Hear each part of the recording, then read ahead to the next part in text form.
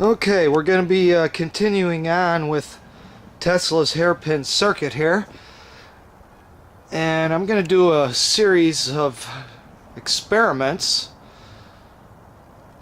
to try to get a better understanding of what's going on here. I know it's with capacitors, but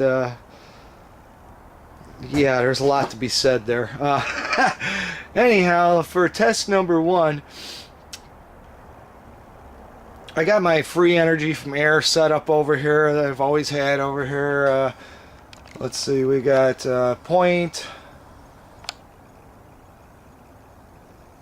fluctuates a little bit, 0.76 volt right now. That's with the load and everything else, but the point is we want to see if that changes now. When I turn on the Tesla Hairpin Circuit right here, that's very close to it. It's not like I have the antenna going right over it, because the antenna is outside the tent, but the circuit is still right there. And if there's some kind of electromagnetic radiation, I would think that this circuit would pick it up. So let's see what happens here. I'm going to turn on the power.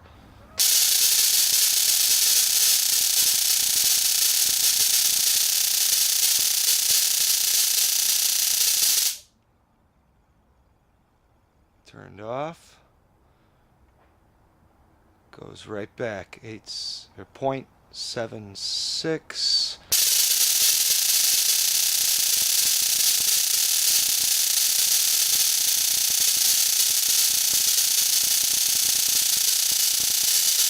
Off. Huh. Interesting. It is picking up something. Does that mean it's electromagnetic?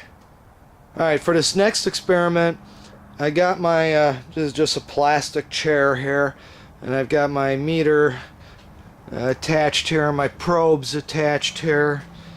It's about approximately 2 feet away from the Tesla Hairpin Circuit, and we have it set on DC.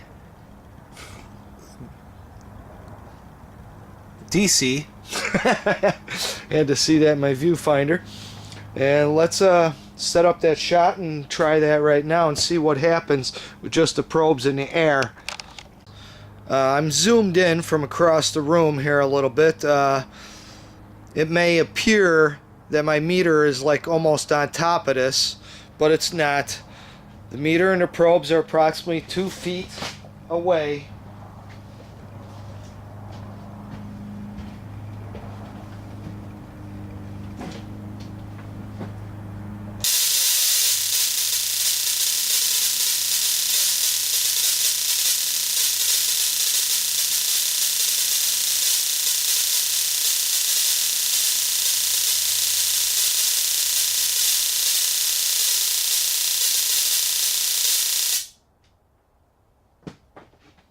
Huh. Interesting. Now that last experiment measuring DC, we're approximately 2 feet away with our probes. What were the results? The results were, first of all, there's always a slight energy burst as soon as power is applied to Tesla's circuit. As soon as power is applied, we get approximately 0.2 to 0.16 volts DC. After the first few milliseconds, the voltage then fluctuated mainly between 0.03 and 0.08 volts, and I hope you guys noticed it switched from positive to negative with what appeared to be at no specific intervals. We're going to check AC current. Meter is positioned in the same position as last time. You also notice the meter is, where's my finger? It is positioned in the middle this way, and it is horizontally positioned in the length of the rods. I have my lights out right now. I just wanted to see right now. This is AC. Now watch what happens when I turn my lights on.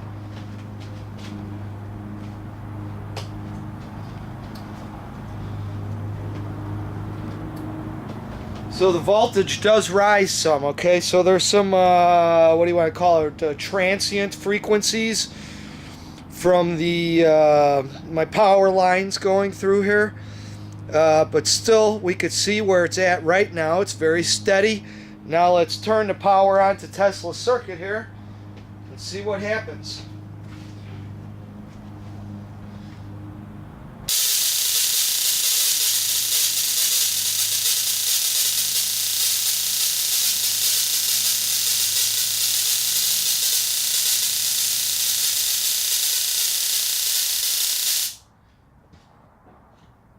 Interesting. I'll say between 1.4 1.5 volts.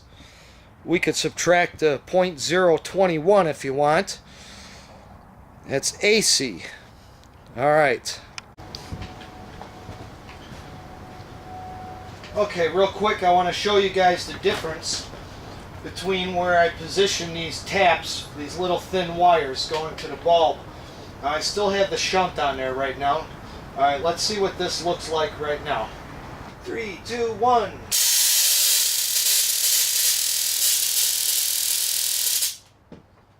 Okay, nothing.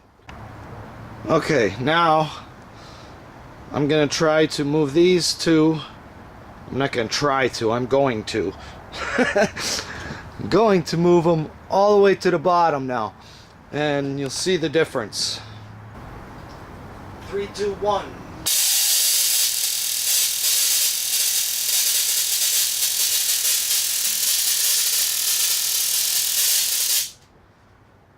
Okay, now I'm going to move these two taps all the way back up to the top, but I'm going to remove this shunt. And let's see what happens. 3, 2, 1.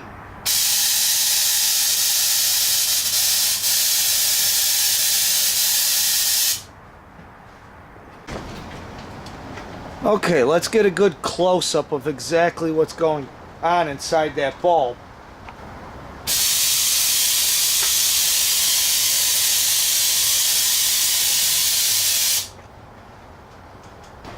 It appears the filament is glowing and they're sparking, but we're tapped at the top of the rods. Let's move those taps to the bottom of the rods and keep this shunt off and see what happens.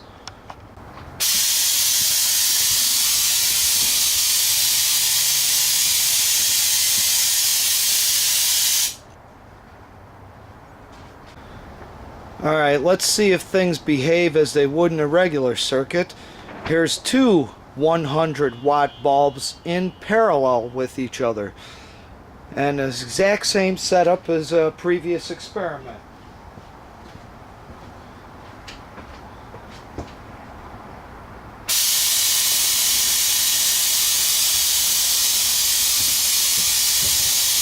Wow.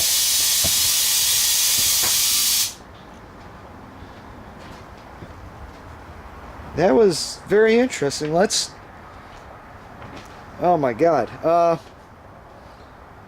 Let's try those two bulbs in series and see what happens. Two bulbs in series.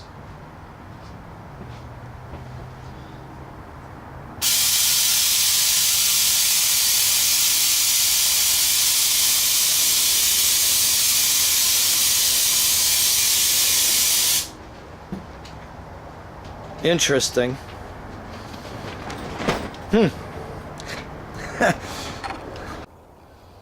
Okay, here are two 500 watt bulbs in parallel with each other.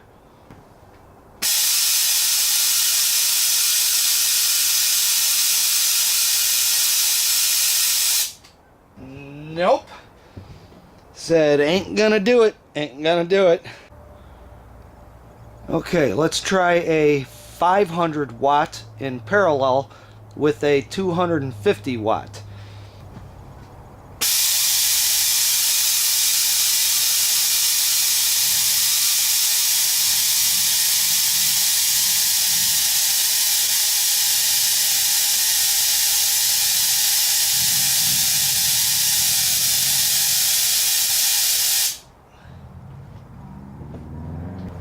Interesting.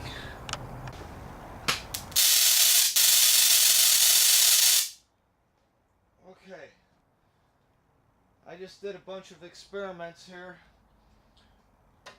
with the shunt on and with the shunt off, and the spark gap between the rods here and down low on the rods. Spark gap is at the top, it'll only jump 1/16 of an inch.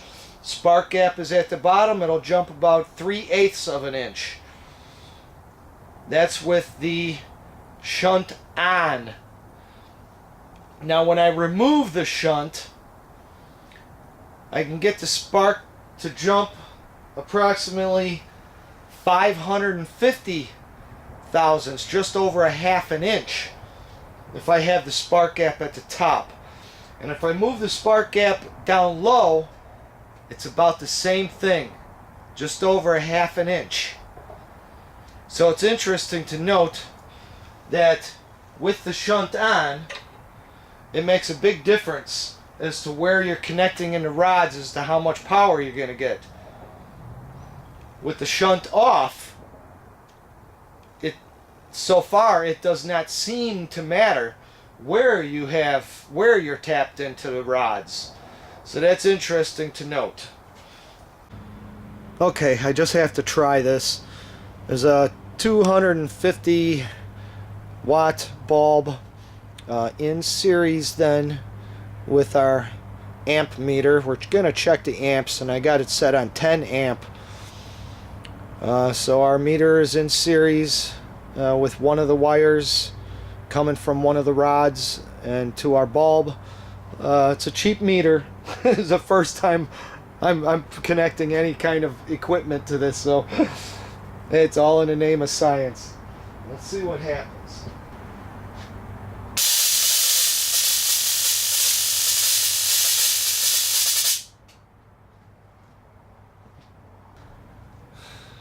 Interesting. Alright, let's check the current again. If there would be any current, I would expect it to be a pulsed DC. This time we'll use a nice analog 25 ampere meter. Thank you, John Hutchison. He's giving me lots of cool meters. Alright. 3, 2, 1.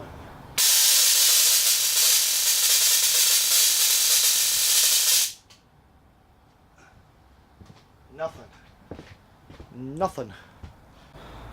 Alright, let's try this meter. This meter goes up to 800 milliamps.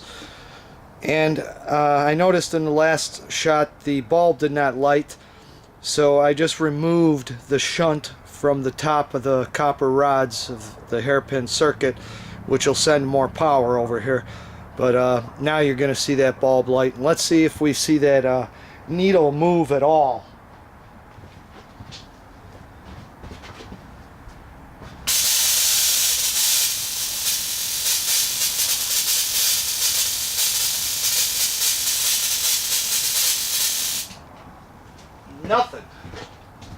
Nothing I could see from over there. Alright, let's think about this. One more time. This meter goes up to 50 microamps now. Microamps. Oh!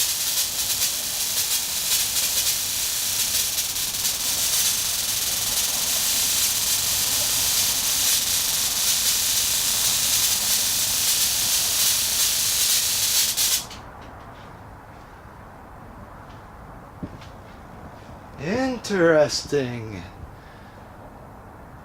Yeah, I almost didn't check it with that one. The bulb didn't light, did it? Hold on.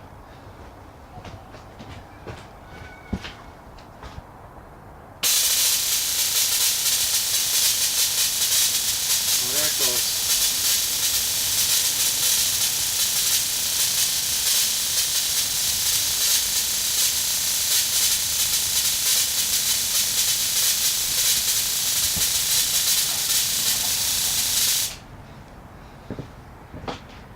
Interesting. Interesting. Alright guys, I gotta talk about this. I have to get some things off my chest. What is going on with this circuit? This is really exciting me. I love this project. This is really cool. So many phenomena, so many unanswered questions. When I think about this bulb being lit at the end of a long, thin wires, I ask myself, why are the wires not getting burnt up? And why does the bulb light up? Now I ask myself, well, what is a bulb? How is it made? And I say, well, Paul, inventor 3, it's a vacuum. I said, we take the oxygen out of the bulb.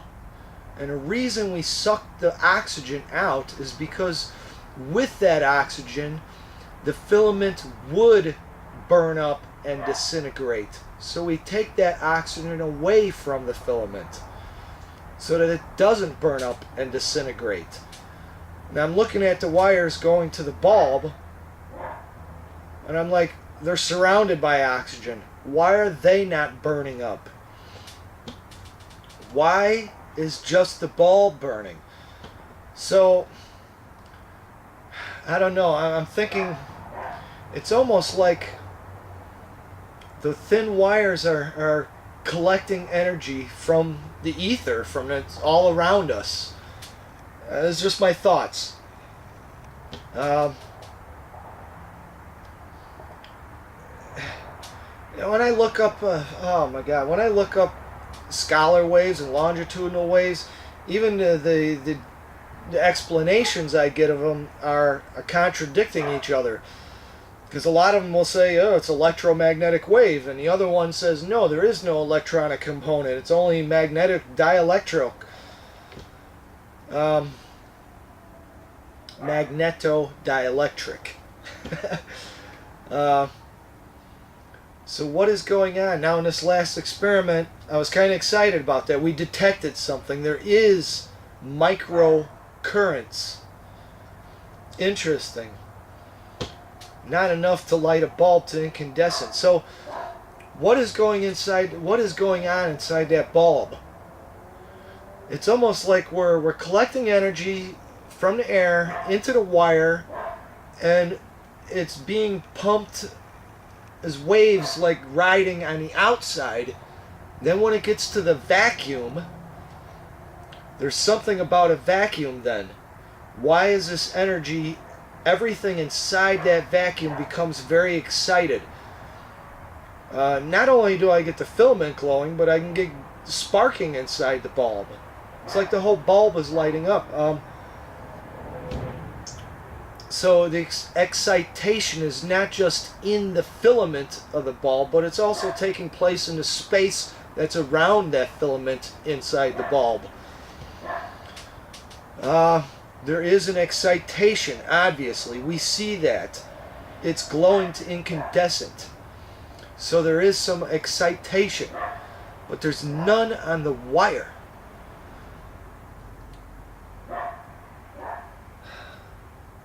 Why? It's almost like oxygen prevents the excitation. It's only on the outside of the wire in oxygen. Once it hits a vacuum, then the excitation is transferred or transforms to the excitation in the filament and around it. Anyhow, I'm going to end it there. I'm trying to wrap my head around all this, and we'll be doing lots of experiments with this. I really, really love this project. Lots of room to discover something here. I believe so. Oh yeah, I just wanted to add one more thing about, I knew I was forgetting that meter now. Yeah, I'm excited about that we're able to actually detect something now. Microamps. 50 microamps. As soon as you apply the power, the needle pegged out. As the bulb starts glowing, the voltage, the currents start going down. First of all, the 50 microamps, or the amperage we saw, is not enough to be lighting that bulb. So